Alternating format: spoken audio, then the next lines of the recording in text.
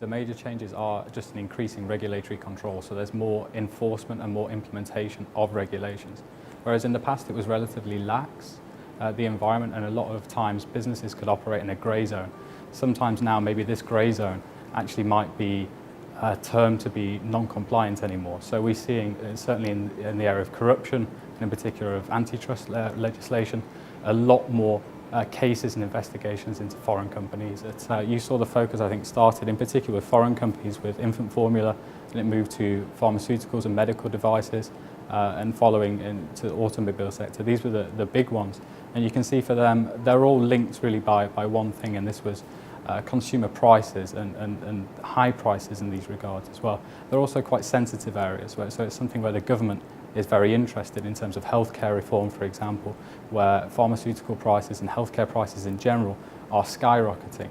And so it seems to be an effort also by the government to ensure that prices are kept low in this regard. But I also see another trend potentially, and it might be in more kind of strategic sectors. So there may be a protectionist element to it, or there is the potential for a protectionist element in it. And so you look at maybe the strategic emerging industries and IT, areas around cybersecurity potentially as well. This could be certainly an element going forward. The risk is quite clear, is that the government will come after them, particularly if they are in some of these strategic industries where it is a government objective to grow the domestic players.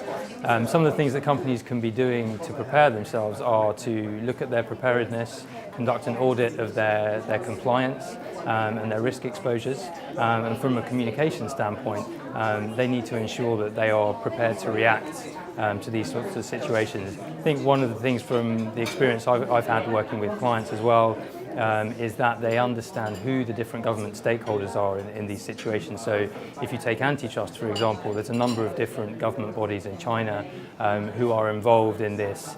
So investigations are often multifaceted. So communications programs need to think about all the different government and regulatory stakeholders that are impacting their reputation.